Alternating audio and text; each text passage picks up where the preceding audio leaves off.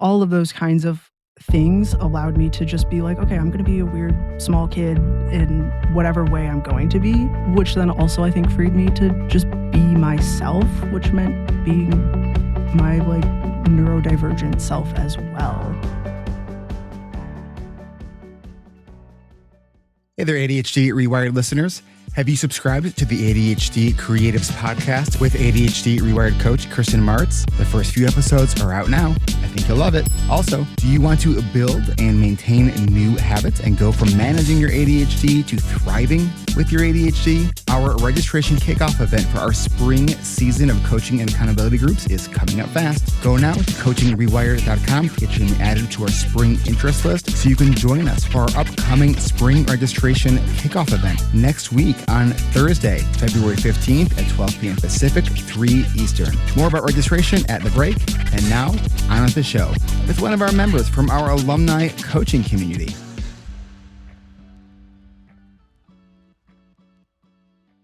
Welcome back with another episode of ADHD reWired. Today's guest is Jordan. Off to a great start. Off to an awesome start. Is Emerson Jordan-Wood. So we'll just be super transparent. So Emerson is here in the office with me, which is a treat. I get that like once a year, and I'm probably even behind on that because of COVID and everything. There was no one here. But you currently live in Minnesota. Yes. You lived for a while in Texas. Mm-hmm. You are originally from Illinois, in the Chicagoland area. Correct. I'm looking at so in my setup process, I tell people, please do not give me the bio later. Do it now. Emerson didn't do it. To be fair, I did a bio. I just don't know that it was the most helpful bio. So you went to college in Iowa City at University of Iowa. You moved to Texas for a job. Then you moved to Minneapolis to escape Texas. So you're currently in Minnesota. You identify as queer, trans, non-binary, asexual, agender, 27 years old. You're a Libra. Yep. You're an alumni of our coaching groups. You were in season 28, so it's spring of 2022. Studied civil engineering. You work in nonprofit construction, diagnosed with ADHD in 2021, self-diagnosed autism in 2022, and that's all you have on the sticky note. Yeah, I thought it would be mean to write a second sticky note, so I didn't. Well, welcome to Glenview and to the ADHD reWired headquarters. It is lovely to see you in person. Heck yeah, thanks for having me. So after an hour of unsuccessful troubleshooting here on recording, we're recording in an alternative way, so I'm hoping that it's all going to work out. Otherwise, I'll see you on Zoom in a couple of weeks and we'll do it again. Exactly. Okay, so tell us a little bit of your story. So, because I've always been very curious about, just different gender identities, sexuality, myself, someone who identifies as bisexual and came out very late in life. And with sort of the ADHD intersection of that and gender identity, so you've transitioned. Yes. And so when we think about ADHD and we think about transitions, like transitions are hard. And I am sure that transitioning gender identity hard. How does that mix together? Yes, it is certainly a lot of overlap that can make navigating that process very tricky, especially if it's not something that you've had to navigate before. And there's a lot of means of transitioning as well, right? So, you've got the medical system, you've got the legal system, the social transitions. Like there's a lot of different means of transitioning, and, different trans people will pursue any combination of those. But I've noticed a lot of, especially the legal and medical systems of transitioning have, depending on the state you're in, have a lot of barriers to access. You told me, I think it was in Minnesota, something you have to do to legally transition. It's in Illinois. Or in Illinois. Well, at least when I was doing it. So I guess I started medically transitioning. It was weird. I was in college, so I was technically speaking in Iowa and also in Illinois. And that was also where I legally changed my name. which is what you're referring to. I was kind of in like an ambiguous, like, where do I legally change my name? Because I'm not technically residing in Illinois, even though my legal residence is in Illinois, but I have been residing in Iowa because I'm here for college, but I'm not a legal resident there. And my school had a legal services, I guess, facility that they had lawyers that would just help navigate these different kinds of like legal systems, anywhere from like gender to like rent disputes with your landlord. Like they had a lot of different options. But one of those was a transgender name change fund that kind of helped trans people navigate that system and then also paid for any changes that you made, which was fantastic. And so they kind of helped me figure out like, oh, you can technically change it in Iowa or Illinois. Here's the kind of the process you would have to go through for Iowa, and going to court and submitting documentation, whatever. And then, in Illinois, you would have to submit your name to like a newspaper for it to be published for 2 weeks before you could then actually change it to like, and I was like, what? Like when you told me that, I was like, they can't be real. It was, I literally was like, why? Like, what, how does that make any sense? And they were like, well, it's so that felons can't get out of jail and change their name and then try to flee the country. And I was like, so why are we grouping trans people? And I think technically, like, people who change their name for marriage, maybe even too. Like, I was like, this feels like really broad generalizations that aren't really cool. And then you also told me you have to go to like your bank to get Yep. I did that this morning. Yeah, I've been trying to change the gender marker on my birth certificate, which is an Illinois birth certificate. And I started this process literally like a year ago.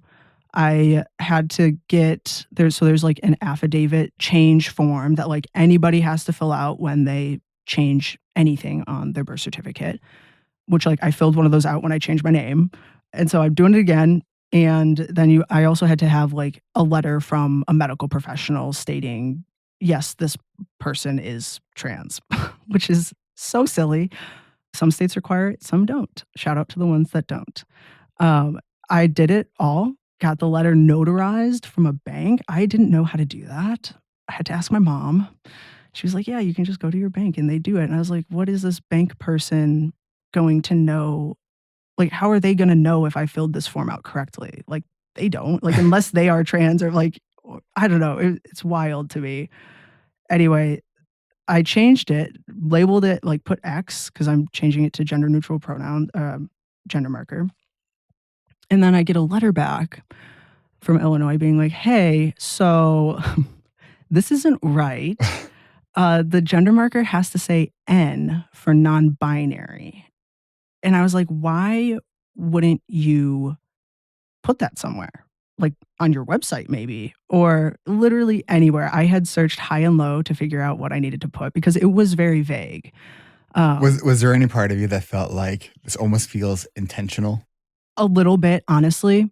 So get this, I was, have to resubmit forms, which I already like finding a doctor to sign that form, like having to go through all of that again. And I was living in Texas at the time. So I was like, I'm not even going to try. It's not something that's urgent. Like I will do this when I get around to it. So I'm back for the holidays and I was like, oh, well, like, let me try, like, give it a go at this, we'll try again. I look online. As of July 2023, it's changed back to X. And you no longer have to get a form signed by a medical professional. You only have to submit the affidavit. And I was like, great. So in theory, I could have just like resubmitted the exact same form that I had done a year ago, except that like it's signed and dated from like before July 2023. So I basically just went back to my bank with the same exact form that I had and just had them re-notarize it for me.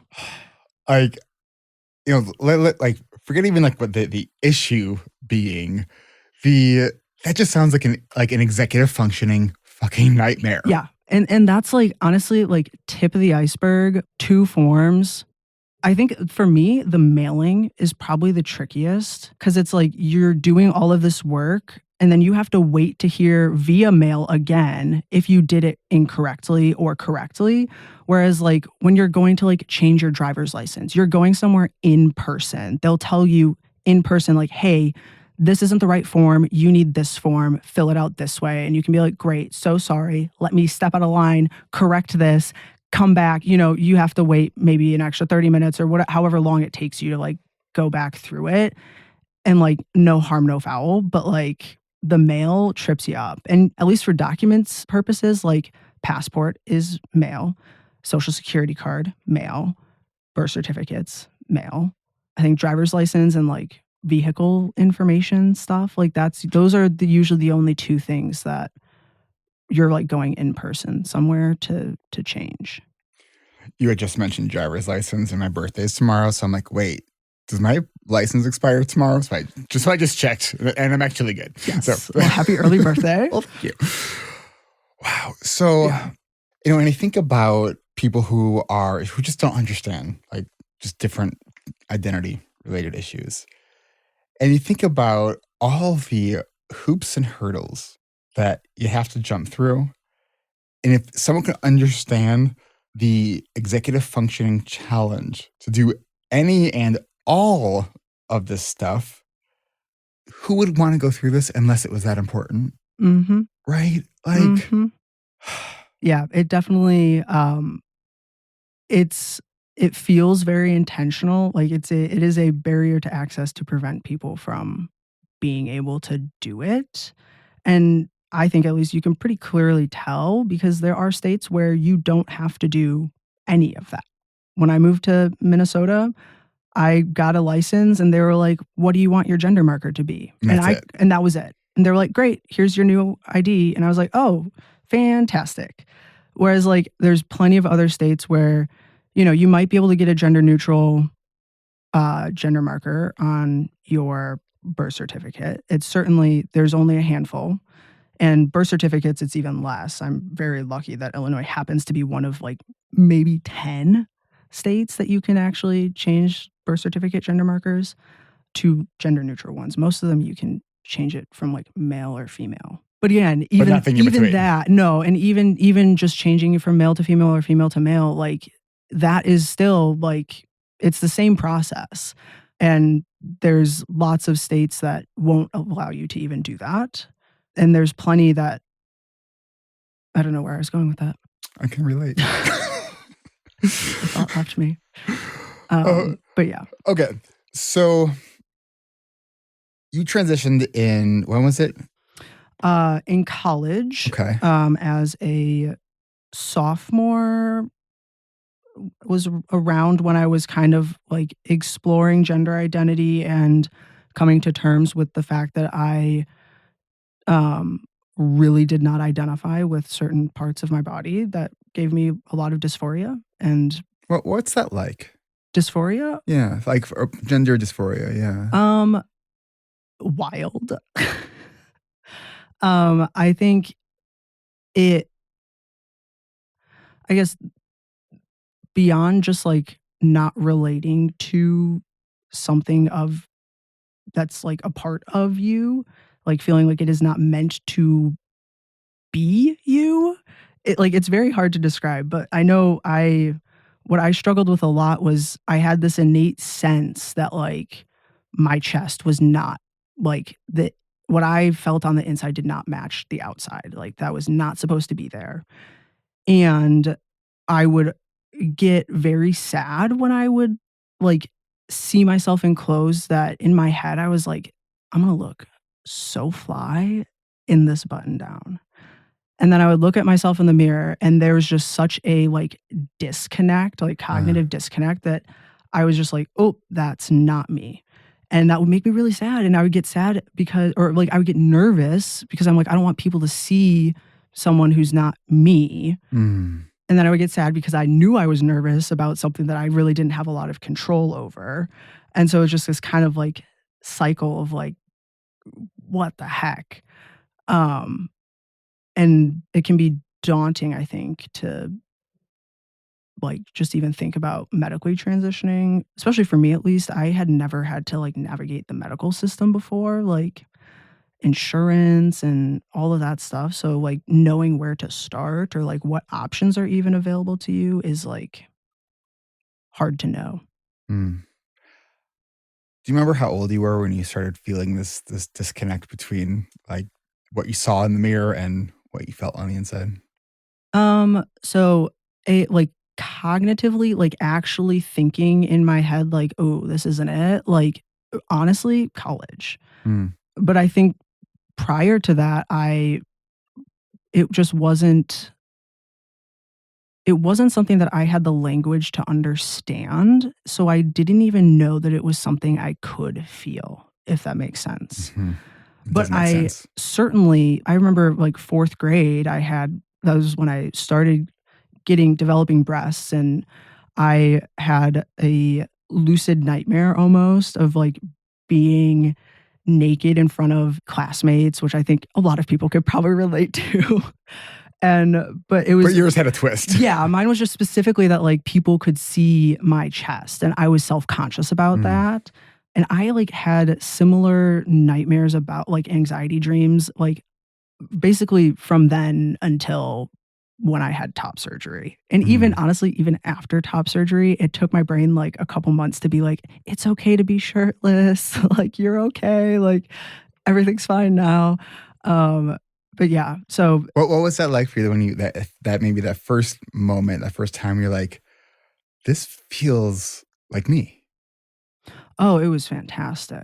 I was riding like a high for like 5 months after I had surgery. Like, it was wild. Like, I going into it was definitely, like, not I wasn't not sure, but there was always a part of my brain that was like, "Man, this is major surgery, like, I don't think I'm ever gonna be 100% confident that, like, this is the right choice, and I think if I am, then I shouldn't be having surgery." If Mm, I'm so sure about something, like, that felt like that would have been a red flag to me, so but I also was not so unconfident in my decision that I was like, "It's also a bad decision." So but there was definitely, like, doubt of, like, am I going through this major surgery?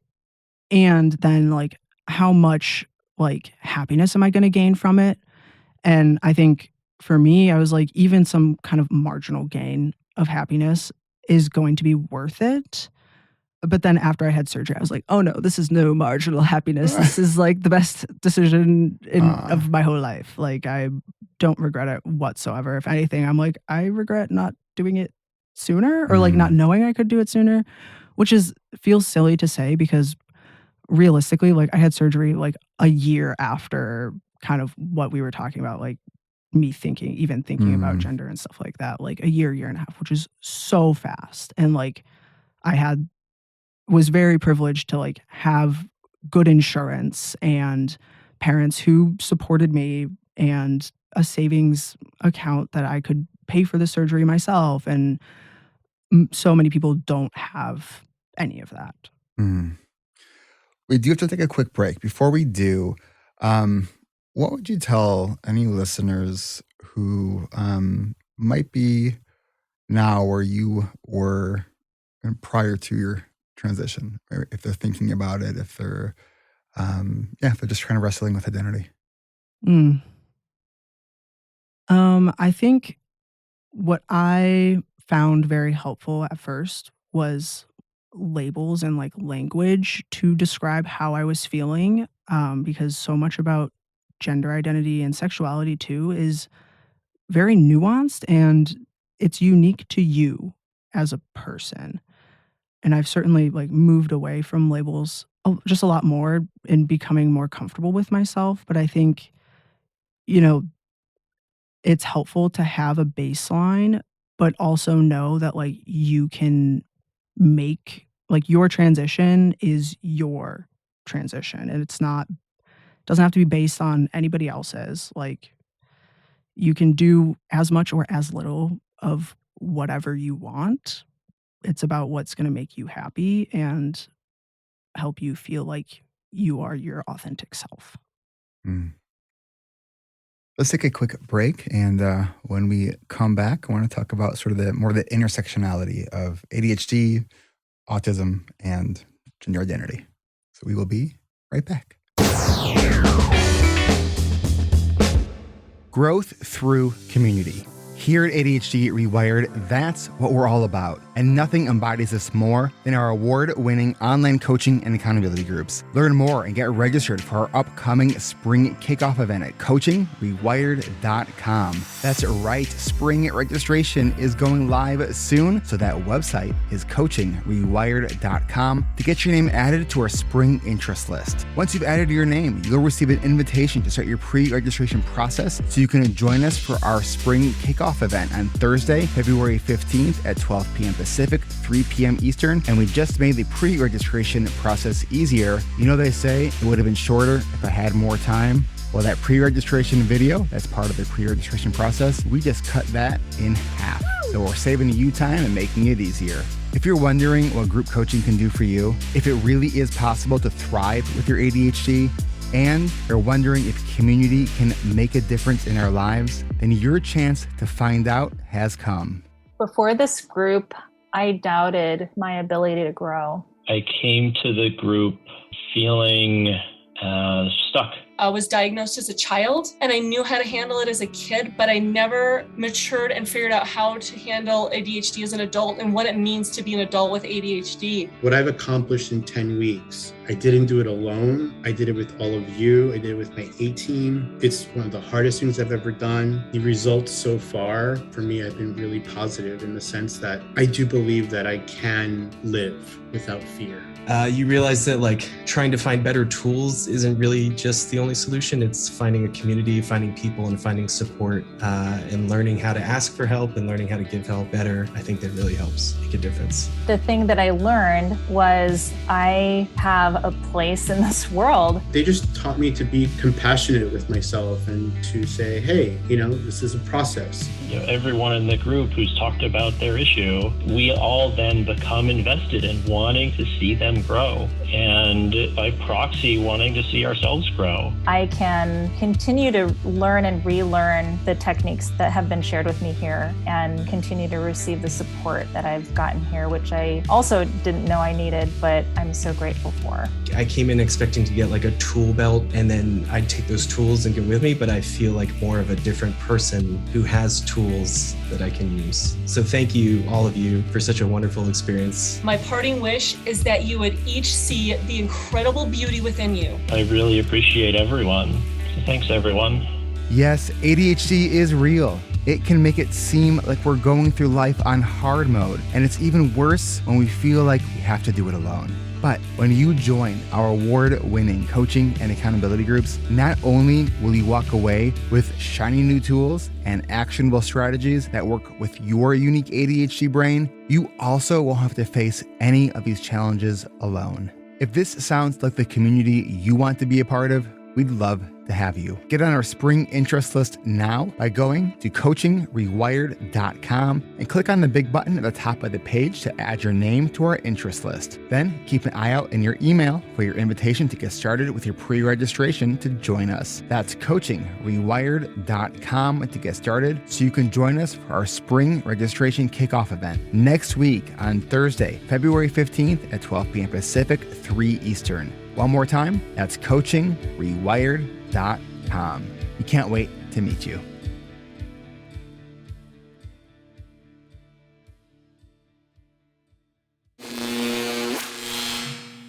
All right, we are back. How do you think that your ADHD has been impacted by your identity and transitioning, or do you think it has? How does that kind of unfolded for you? Because you were not diagnosed until last year, or 2 years ago? 2021. So Okay. yeah, I had moved down to Texas and been there for about a year before I was like, this anxiety diagnosis isn't quite it. Maybe there's something else. And it was middle of the pandemic. So as much as people don't like it, I definitely used TikTok to figure out some things and was like, hey, this shoe's fitting a little bit better. Let me go talk to an actual professional and see what can be done about this. So yeah, 2021. So at that point as well, I will say I had transitioned as much as I was planning to. I had had top surgery, I had changed my name, I'd been on T for a year at that point, and obviously that's not, like, kind of an ongoing thing, but I felt very comfortable with my gender identity as a whole. So getting that ADHD diagnosis and going through that kind of, like, relearning myself almost, and, like, even going through the coaching group a year later, like, there were a lot of parallels that I could draw between, like, coming out as a trans person or a queer person and, like, coming out with, like, ADHD or autism, like, that kind of, like, new awareness and understanding that you're gaining about yourself. There were a lot of, parallels that I could see, so it was kind of funny to, like, for, like, queer me to kind of almost, like, parent the ADHD me and be like, Hmm. "It feels young right now, but, like, you were this young as, like, a queer kid in college, and, like, look where you are now. So, like, just imagine in 3 or 4 years." But I think in terms of how they've affected each other, I think honestly that I think about this a lot, like, if I had been diagnosed with ADHD prior to transitioning, what would that have looked like? Um, and I don't think I I don't think I would have been, just because I m was masking my gender in such a way that also masked any neurodivergency Mm. as well. I was masking as a neurotypical female. And so in many ways, like, unmasking my gender identity meant, like, r questioning and looking at, like, okay, how do I act in the world? How does the world act towards me? Like, how are all these things related? And, like, coming to terms with, like, all right, like, I don't want to be perceived in X way or this way, and how do I navigate that and, like, accept that I'm probably always gonna be misgendered? Like, all of those kinds of things allowed me to just be like, "Okay, I'm gonna be a weird small kid in whatever way I'm going to be," which then also I think freed me to just be myself, which meant being my, like, neurodivergent self as well. Hmm. So I don't know that, that would have been possible if I was in, like, high school or middle school, like, that it's such a weird thing to even think Hmm. about because I know how much I was masking real hard, like, so hard. Yeah. So, yeah, that was, I think probably hiding a lot. Hmm. What kind of kid were you growing up? What kind of kid? Yeah. Like, in what sense? I know, like, if someone were to ask that question about me, I'd probably say, like, an overweight, nerdy kid. I don't know. Hmm. Like, Um, I was I mean, I feel like I definitely fit into a lot of the, like, gifted kid to burnout pipeline of just, like, as a interesting. kid, loved reading, don't read anymore. Hmm. Like, Oh, that's so was sad. I know, I get sad about it too, but here's the thing, everybody's like, "Oh, just, like, read before you go to bed," and I'm like, "That is the same as watching a TV show for me." Like, my brain is as invested in that book as I am in a TV show, so there's nothing relaxing about that. I'm just gonna, like, put down my book when I finish it 3 hours later at 4 AM and, like, no, so it just doesn't work, but Yeah. anyway, yeah, I definitely was the, like, striving to achieve, and, I was in band, played sports, like, did typical things, but certainly I was doing what I thought I should be doing. Hmm. And during all that, did you always have this feeling of feeling like an outsider? Yes and no. I think more so, like, in high school, at least, I was much more aware of it from, like, a sexuality perspective of just knowing that, like, hey, my friends are talking about, like, these boys that they like, and I know I don't like boys, but, even unpacking that of, like, well, I must like girls, and then being like, "Oh, no, like, asexuality is a thing. I could like nobody. Fantastic. Great." Um, so I think there was always, like, in elementary school was probably the, like, recognizing that, like, boys and girls play can't play together. Like, I wanted to play flag football with the boys, and like after 3rd grade, they were like, we could really like we play with each other, and like they would never pass to me because I was a girl, and I was like, what the heck? I'm just as good, if not better, than some of you. So like, get over it.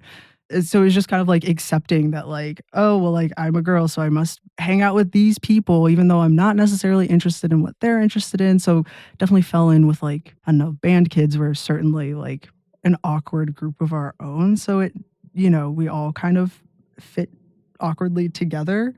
But there was definitely always that kind of like, I could tell I guess, I kind of think of them as like patterns, like that are to gender, like that, and how people perceive them. Cause, everybody has a different perception of gender, and then how they respond to that perception and act because of that. And it's interesting to see kind of, I don't know, everybody's like different interactions and all that stuff. And I could tell that from a young age that, like, oh, what I want to happen is not what other people are doing.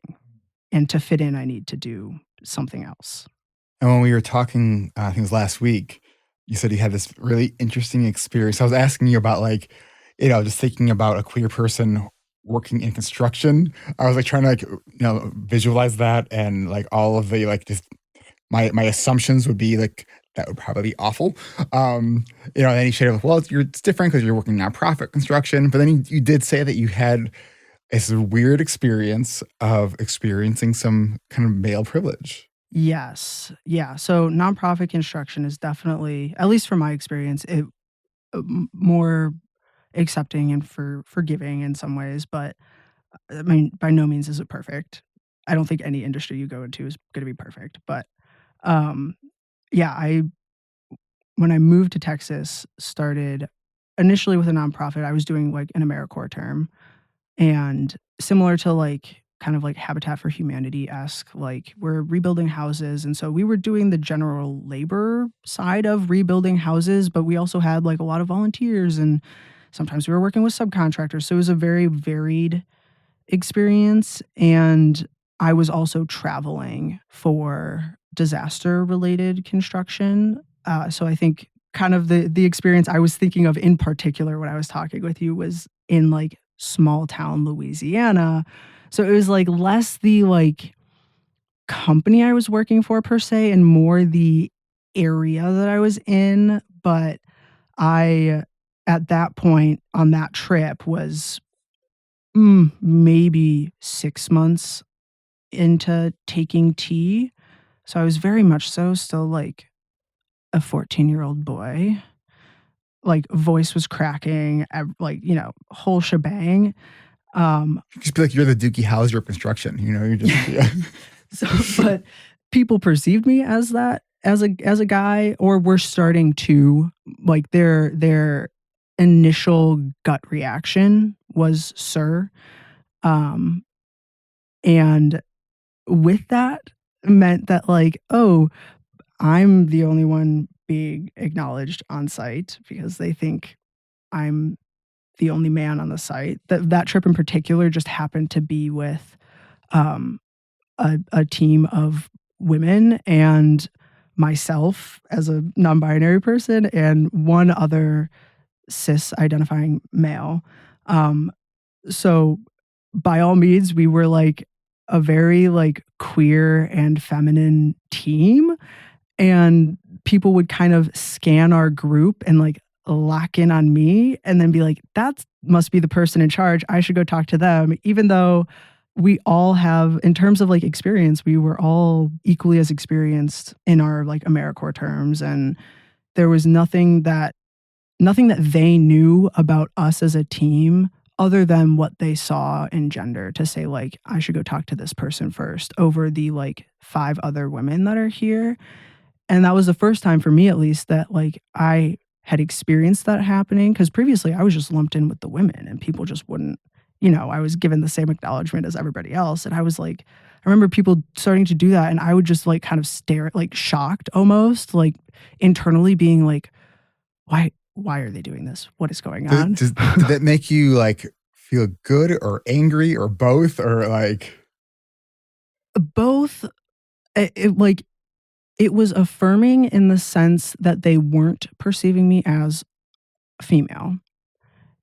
It was also not affirming though, because I knew that they were perceiving me as a man, which while it's not totally incorrect, it's also not correct. Mm. But it also means that, it kind of comes at the cost of my female coworkers, where like I know very innately what it's like to experience like discrimination because someone thinks I'm a woman and not, think I'm smart enough or whatever.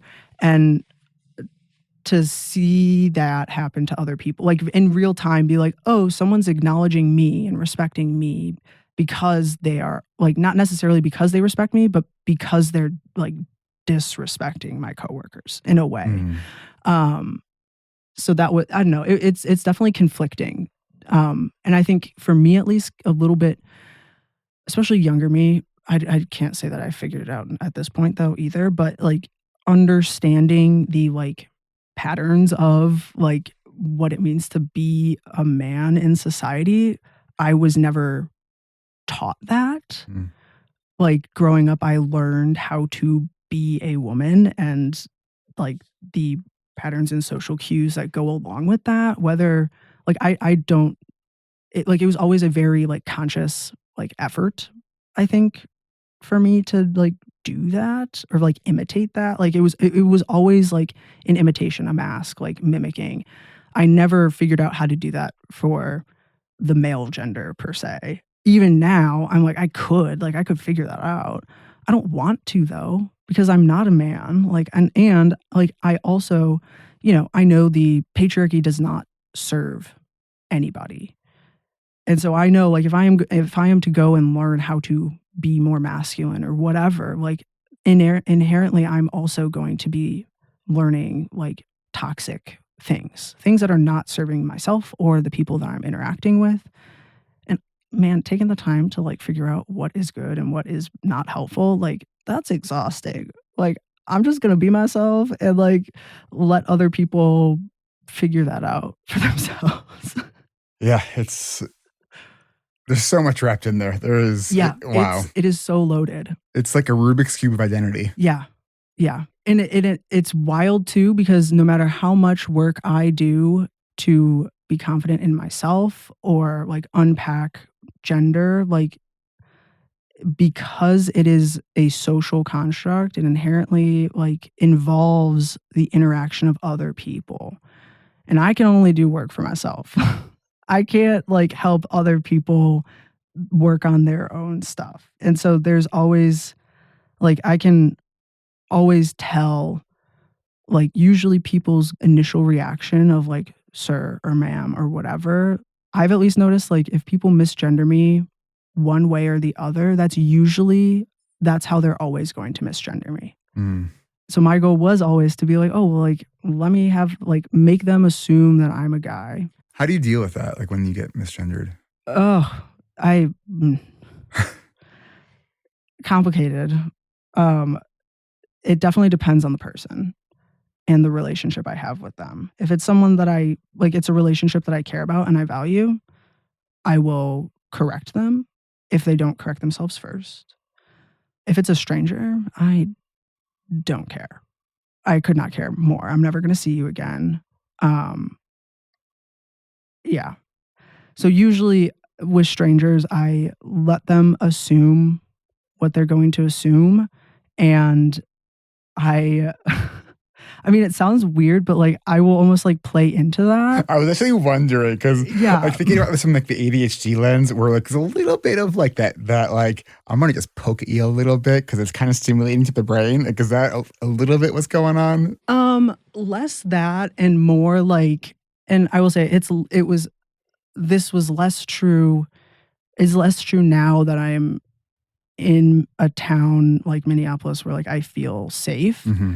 But especially when I was down in Texas and like traveling to Louisiana and Florida, I was very cognizant of like, how are people perceiving me? And I would tell my team, I was like, hey, like, I know you guys use they, them pronouns for me. I just want, and like, that's fine. You can keep using they, them pronouns for me. Just know that if we're interacting with people and they use he, him pronouns for me, I am not going to correct them because it is, one, it's safer for me to just let them assume what they're going to assume. And we're going to run into less hiccups. Like, our job is not dependent on how people perceive me and my gender. So it feels weird to just like, hey, do you want to have a conversation about gender neutral pronouns while I just like try to rebuild your house? Like, it's not the time or the place necessarily. Yeah. And so I would just say, hey, like, I'm not going to correct people if they misgender me. Like, it's not worth my energy. Like, the amount of energy it takes for me to, have the courage to say, hey, actually I use they, them pronouns, and like, approaching that conversation can be so exhausting that like, if I do that, if you are someone that I'm having that conversation with, then that I care a lot about our relationship to go to the effort of having that conversation.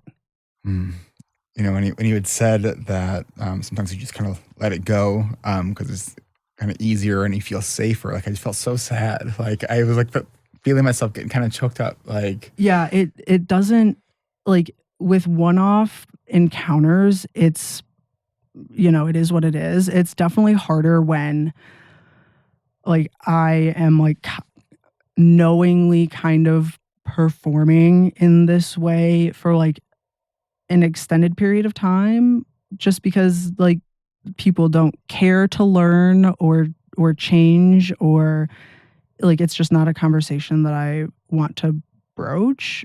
Make it like, that's a decision that I have to knowingly make, saying like, I don't want to spend the energy to do this. Also, then I have to be okay with the fact that like, I'm going to be misgendered on a regular basis, and how do I feel about that? And it was certainly, when I was younger, a lot more like triggering to be misgendered. And I think just being more comfortable with myself, and knowing that like, my gender identity is not determined by what other people think of me, has made that a lot easier to deal with. Certainly not like, I'll like brush it off my shoulder kind of thing. Like, it's still like, it hurts, but it's not like as stabbing of a pain as it was before. And I mean, that's not to say that it's easy. That took time. That took years and years of like unpacking that and like coming to terms with that. It's certainly easier said than done. Do you think that the work that you've done coming to terms and accepting your own identity has also made it easier for you to sort of accept the ADHD identity, the autism identity, like, those neurodivergence pieces? 100%. Definitely. I think that knowing, like, doing the work to accept that like, I am who I am just because I am, makes doing that work for like gender and sexuality, makes then accepting the same thing about my neurotype.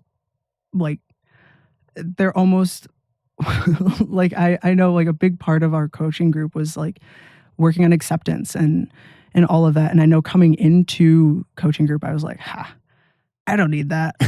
Because it almost felt like so innate to be like, why wouldn't I accept myself? And of course I definitely still had stuff to learn. Like, there's always more acceptance that you can do. Isn't that annoying? Because it's so true. Yeah. It's, like, gosh, I thought I did this work like, already. There's always more acceptance. There's always like these blind spots that we're like, oh, I'm so self-aware, but I just discovered this about myself. Yep. Right. You're like, wait a second. Let's take a quick break. We had about 8 or 10 minutes left. And when we come back, let's talk more about ADHD and autism. So we will be right back. All right, now it's time for the ad for a product or service that doesn't really exist.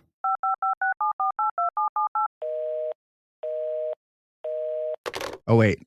No, it's not. I ran out of time and had to get my audio uploaded. We'll get you one next week. Now, back to the episode.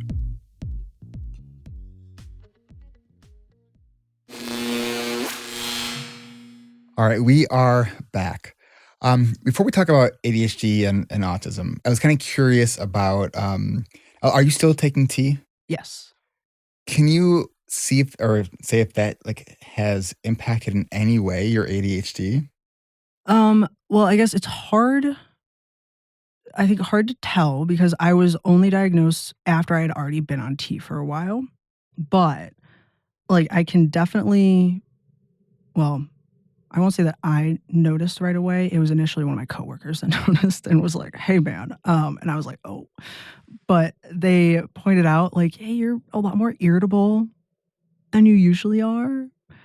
Did you like up your T dose recently?" Because this was a coworker who like had also like dated trans mask people in the past and like had some experience with this, and like I was very open with her about it, and I was like, "Oh my gosh, I totally am." And like so just that alone, like navigating like irritability and like anger and frustration, like I never really had to kind of process those kinds of emotions before. And then, starting T and then having kind of coming to the realization with ADHD of like, oh, emotional dysregulation is like really hard. And like that kind of overlap of like my fuse that like used to be like miles long suddenly just got like exponentially shorter. And I was like, oh my gosh, like how was I like just like doing some light plumbing work 1 second and then like 5 seconds later I'm about to like rip the sink out of the whole counter. Like, oh my gosh. And so like having to go through the like, okay, breathe, like give myself some options, like, okay, you can try this one more time. Or you can just like walk outside, go drink some water, have a snack, kind of just step away from the situation and like you can come back and like it is not so urgent that you can't just like step away from it a little bit. Or you can try one more time. And if you don't get it that one time, then you're definitely walking away because otherwise you're about to break something important. Like having to do that kind of processing work, I was like, that was very new to me. And one of my therapists was like, yeah, like ADHD thrives on like anger and frustration, like that kind of those kinds of emotions like give your brain dopamine. And I was like, oh my gosh. Oh my gosh. That explains so much. Do you think it helped at all with like any like tenaciousness or activation or not really? I don't think so. Not that I no. I think Adderall did that most of that. Yeah. So what was that? What was that like starting Adderall? Very helpful. There were, I think, for me, a lot of the like the executive function skill that I struggle with a lot is like that task initiation, which, I could have the best time management ever, but if I don't initiate the tasks that I plan for on my time management, then that plan goes kaput. So starting medication helped with that task initiation so much. Like it was just like light and day Yeah. with like how like I almost like it just like added like a little motor into me that could just be like, oh yeah, we're gonna go do something now. Oh my gosh, we're doing things. Look at us. I know when I started taking Adderall, 20 some years ago, it was like for my whole life, like I knew the thing I needed to do, but like I stepped on the gas, but I was still in neutral. Like it was like the engine would rev, but I didn't go anywhere. Yeah. And it was like as soon as those meds kicked in, it's like, oh, first gear, here we go. Yeah. Right. It was like this magic of, oh, I have a thought. And now I'm taking action on that thing. It was wild. Yeah, completely foreign. Well, I won't say completely foreign. Previously, I just used anxiety to do that, which, living in a constant state of like flight is not the best. So not having to do that to like get myself to do things, like just being able to not anxiety free because always some level of that, but like healthy amount of anxiety, and like I don't have to just like panic my way through life anymore. I'm like, this is fantastic. It's like not getting stuff done fueled by, oh shit. Yep. Oh my God, we only have an hour until that test. Maybe I should start studying right now. So what was it? You said like TikTok helped you identify the ADHD piece, then you saw a doctor. What was going on though that made you kind of seek this out? Yes. So my last semester of college, I was very stressed out. I was studying for my engineering fundamentals exam. And because I did an extra semester of college, it was kind of an off semester. Like, it was like most people were taking it in the spring semester, but I was taking it in the fall semester. So, like, I was in the middle of taking the seminar that they kind of helped you, like, study and prepare for that while I was taking the test. So, a lot of people had that seminar in advance to the semester that they had to take the test. I was kind of winging it, flying by the seat of my pants, being like, "I got this." I did not have this. I failed it the first time I took it. Well, I don't wanna say failed. I just did not, pass. First attempt in learning. Yeah. Well, and it was interesting because it's not like a set score. It's like a score based on how everybody that also took the test at the same time as you did. Yeah. But don't compare yourself to others now. No, exactly. So it's like, technically speaking, I could have passed, but if everybody else did really, really well, by those standards, I failed. So there's no real way of knowing. I'm like, anyway. Ugh. I did not pass the first time, which was, for me, I think, so much because of my anxiety. Like, it's a 6-hour-long test that, I also, I didn't have the right calculator because I totally read the list of calculators and was like, yeah, I have that calculator. I did not actually have that calculator. And so I walked in and I was like, look at this great calculator I got. And they're like, you can't use that. And I was like, oh no. Wait, so you had to take this test without? I had to use the little calculator they had on the computer. Yeah, so that added a lot of time to me figuring out how to solve problems. Oh my gosh. So there was just a lot that didn't go well. And it's a new environment, taking a test on a computer. There was just a lot of unknowns and at the time, I mean, still true to this day, but a big source of anxiety for me has always been doing things that are new to me or that I don't know what's going to happen. I'm not prepared for just a lot of that. What are the social expectations? And is that, I was going to ask you, is that what led to exploring autism? Yes, because there were a lot of things that I struggled with that ADHD did not answer per se. Like what? A lot of the social cues and expectations that I have always struggled with, and especially around dating and relationships, that just kind of always just went over my head and still do to this day. You and me both. Yeah. And so there's a lot of those kind of comparisons that, I think one example that I would always see was folks with ADHD struggle in conversations because of the shorter attention span, inattention, just not invested in a conversation, whatever it may be. And whereas autistic people might struggle because they don't understand the social dynamics of a conversation. And I always related to that side more than I did the ADHD side. And I mean, there's certainly when you mix the two, it gets a little funky, but there were definitely things that I was like, okay, ADHD does not completely solve this.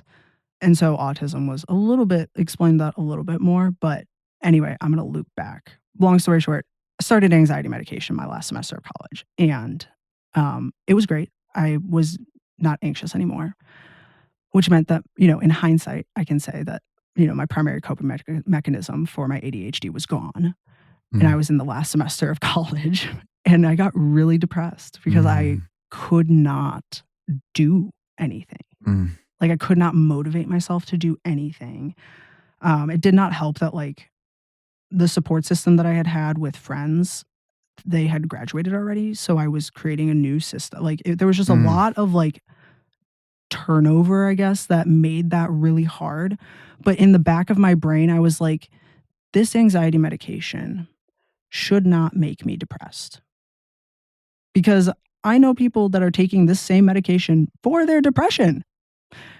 And so the math was not mathin', but what were you taking? Escitalopram or Lexapro. Okay. And a very 10 milligrams. I think it was the lowest dose that they started me on. And I was like, oh yeah, well, this is working. But it was not. And I ended up staying on that for a year just because it was easier to stay on it. And after a year, I was it got better. Like, my depression got better when I moved to Texas because I wasn't in school anymore and I was doing a job that I enjoyed and, like, kept me interested, and, but after a certain point, I was like, "I, like, don't like not feeling." Yeah. I remember when I was in college, shortly after I think it was after a full semester on Adderall, after I was diagnosed, I did really well, which then raised the bar. And it's Mm, like, and that's like right where my perfectionism was born. Because I was yeah. like, all right, I'll just spend like 18 hours a day in the library because that's how I'll continue to do well. Thank goodness for Adderall. And Mm, then I started taking it was, Boost Bar, and which is an anxiety medication. And I just remember like feeling high, just like I was like floaty and like just didn't care about kind of anything. I was like, yeah. I got to study. Not feeling it. It's okay. Yeah, very, like, indifferent. Yes. And Yeah. like, and as someone who struggles with activation, Mhm. that was not working for me. Yeah, no, I remember sitting in our engineering building, like, staring at a computer being like, "Homework. I should do this. I can do this. I will do this." I did not do that. I had, like, 5 hours, like, it was, like, 2 a.m., and I was like, "I'm not being productive." Like, it was like, it's more productive for me to go home and sleep than it is to stay here, and yet, if I don't do this here, I'm not gonna do it anywhere else. And, yeah, so a lot fell through the cracks that semester for sure, but, yeah, through the pandemic and kind of being away from that environment, I was able to kind of be like, "Okay, like, there's no reason," like, outside of that really stressful environment, like, I can see how, like, I could be depressed from that, but, like, this has continued for a year into a new job that, like, I actually enjoy a lot, and, like, it doesn't add up. Like, what's the harm gonna be in not taking this and seeing how I feel now that I'm outside of that stressful environment? Mm. And in the back of my mind, I was like, "I think I have ADHD, and this anxiety medication is probably not helping. The only way to know for sure is to stop taking it and to, like, go see a psychiatrist and talk about it outside of that." So So did you stop it like abruptly or did you? no, no, no, Okay. no. I talked to my doctor who was prescribed my PCP was prescribing it for me, and I was like, "Hey, I think I have ADHD and I kinda wanna get off this medication." She wasn't able to, like, diagnose me with ADHD or anything like that. She was like, "If you get a diagnosis, you can and, like, you're on meds consistently, and you can bring that to me and I can keep prescribing your meds for you, but I can't Yeah. initially do that." And I was like, "Okay." And so she was like, "Here's how you can kind of, like, slowly work yourself off," and oh my gosh, it's a gnarly detox off of that. Like, Yeah. it took me, like, a month to Well, at least you did oof. the detox process. When I was in my undergrad, I was for about I think about 2 years I was taking Effexor, Mm. and I just decided that I didn't want to be on it anymore, Oh, and I just stopped taking it. oh no, And oh I no. told this to a psychiatrist once, and I'm like, I have no idea what coming off of heroin would be like, but I'm guessing it probably is similar to that. And he's like, that's not even close. Coming off Effexor cold turkey is way worse. Oh my god. And I was like, well, at least it felt validating because it Yeah. was like, I mean, it was Oh, like I remember like literally just like in the fetal position, yeah. like sweating and feeling like my bones were like coming out of my skin and these brain zaps. And like, Yeah, I the mean, it brain was, zaps. oh I God. My doctor was like I, like, talked with her and she was like, "Yeah, people say, like, you might experience brain zaps." Like, have never experienced this, so I don't know how to describe it any better, but people say that that's a pretty accurate representation. Yep, brain zaps. That is how I would describe it.